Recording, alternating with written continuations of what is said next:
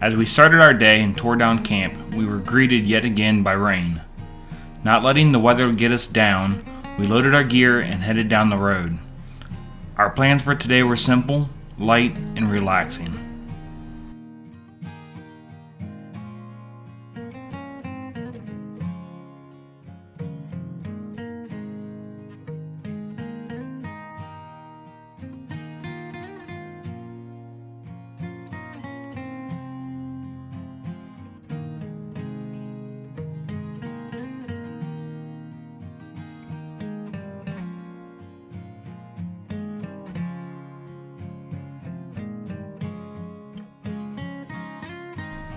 We wanted to see as many of the campgrounds as we could. Researching the area and the pre-trip planning, we did not find a lot of pictures and videos of the various campsites available. AEP ReCreation Lands offer 8 campsites to choose from, each one a little different from the last. Camping and access to the area is free, although you must first obtain a permit, either online or available in various locations.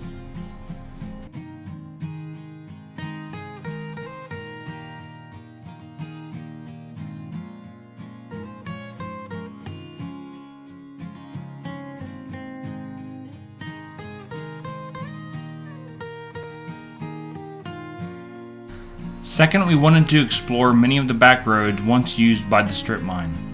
Most of these roads are fairly remote as Ohio is concerned, and you can travel for miles without seeing a home or another vehicle.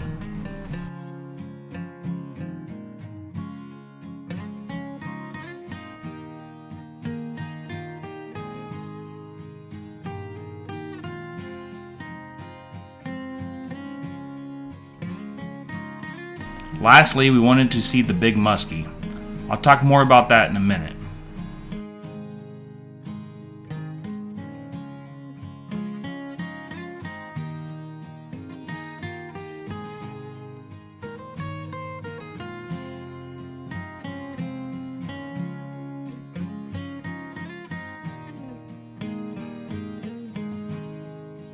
AEP ReCreation Lands contains 60,000 acres of outdoor recreation area that was once used in a strip mining operation to extract the rich coal deposits in the area. Prior to 1940, the land was used for agriculture. Harvest began to dwindle, and as a result, population started to decline.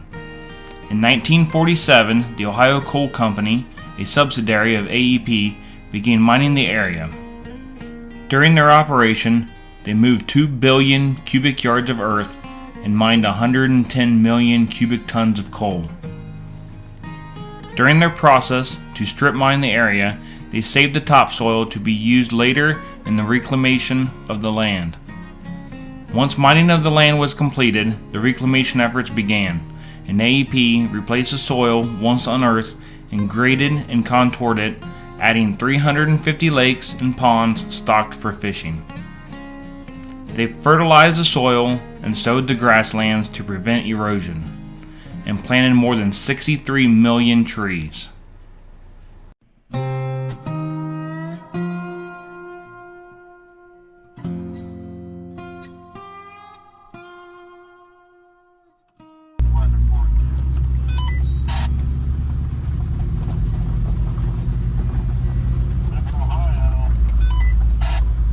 There it is. Look how big that thing is. Oh, is that the thing? That's the thing. That's the bucket. This is Grass with Rustic Overland. We're at the Big Muskie. The Big Muskie was an engineering marvel. It was a Model 4250W Bucyrus Erie dragline, the only one ever built. It weighed 27 million pounds, or 13,500 tons. Its boom was 310 feet long, and the entire length of the machine was 487 feet 6 inches, and was 151 feet 6 inches wide.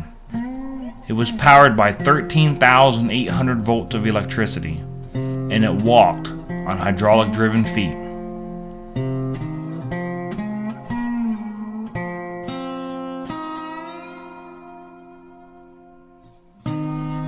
The bucket alone weighed 230 tons. The bucket could yield 220 cubic yards in a single scoop, which weighed more than 325 tons. When the machine pulled the bucket loaded with the 5-inch steel cables, it was pulling about 555 tons or 1,110,000 pounds.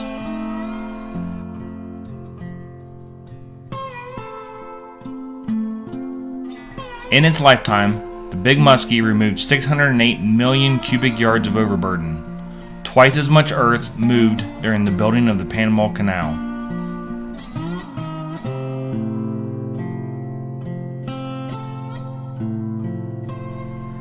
In 1991, it was parked due to the lowering demand of high-sulfur Ohio coal. The Big Muskie sat on the land it once mined until the Surface Mining Reclamation Act threatened its existence. Many tried to save the machine in its entirety, but the Big Muskie's fate was sealed on May 20th, 1999, when high explosive charges were set off, cutting the 5-inch cables and crashing the 310 feet long mighty boom to the ground, ending all hopes of total preservation.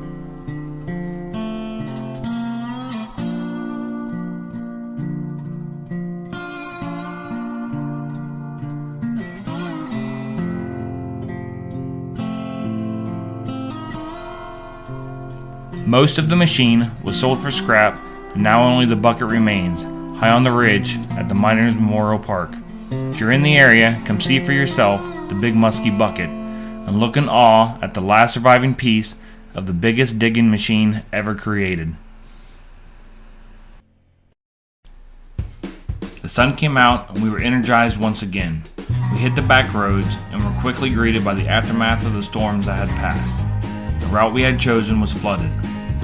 I was the first one through and reported back to the others that the water was 6 to 8 inches deep. Matt, driving his 02 Chrysler Voyager, and Chris, still rocking the Dodge Journey, decided they would find another route. Mike and I decided that this was going to be fun and continued down the washed out road.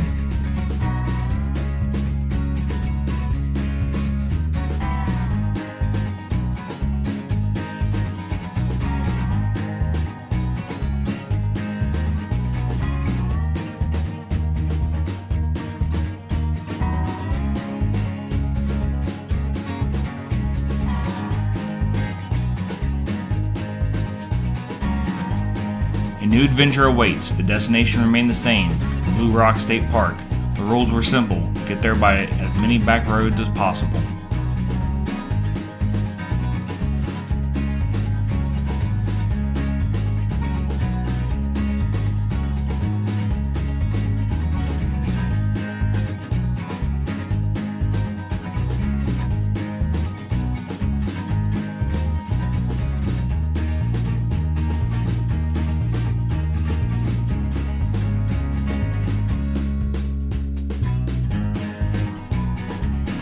Mike and I encountered many flooded portions of the road, along with many potholes we didn't always see.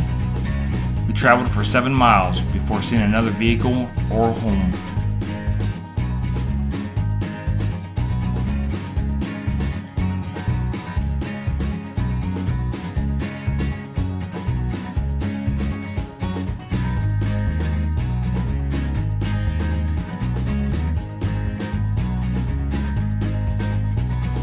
Saw many beautiful areas, and even an old mining emergency exit number 5 sign along the way.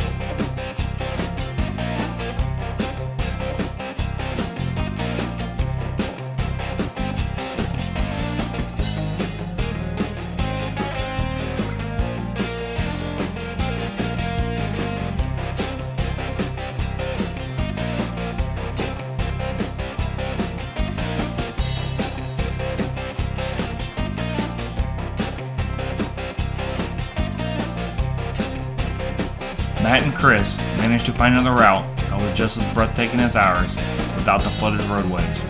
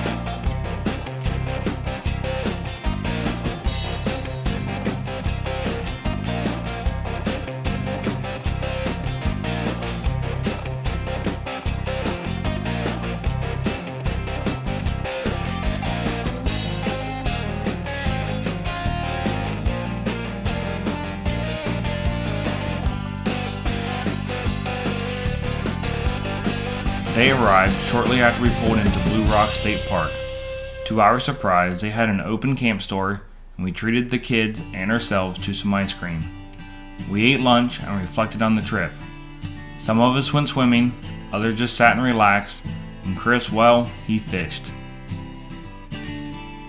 Blue Rock State Park consists of 322 acres, nestled in the 4,573 acres of Blue Rock State Forest. We had made it just in time to see Cutler Lake at Blue Rock State Park, for we were informed by park officials that tomorrow they would start the dam improvement construction and the lake and some surrounding areas would be closed until mid-2018. Once we were finished at the lake, we traveled to the old forest fire observation tower.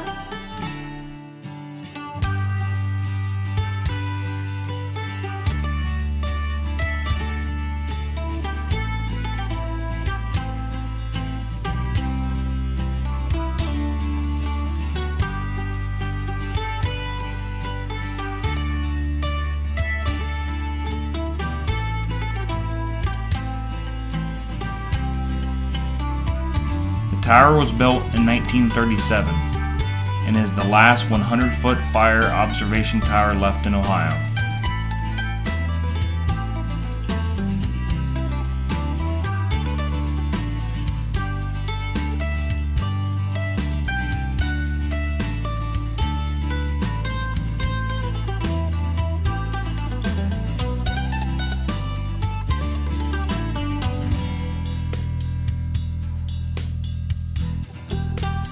We took turns climbing the old rickety tower and looked out over the treetops to see if we could see our next adventure.